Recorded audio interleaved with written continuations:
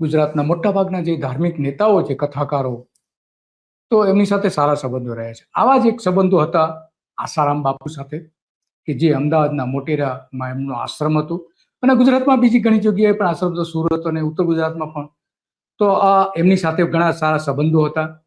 અને હવે એ આસારામના સંબંધો પૂરા થયા છે, અને એમણે કહ્યું હતું કે હું આસારામનો નરેન્દ્ર મોદી છું, એવું એમણે ત્યાં આશ્રમમાં જઈને કહ્યું હતું.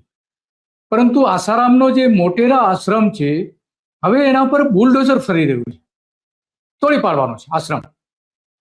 અને એટલા માટે આજે આપણે વાત કરી છે કે નરેન્દ્ર મોદી જે વાત કરતા હતા કે હું આસારામનો છું, અને જ્યારે એ જરૂર પડતી ત્યારે આસારામ પાસે ચૂંટણીના પહેલા જતા પણ હતા. એ જ્યારે મુખ્યપ્રધાન થયા ત્યારે કેશુભાઈને લઈને પણ ગયા હતા, એ પહેલા પણ અનેક વખત ગયા હતા.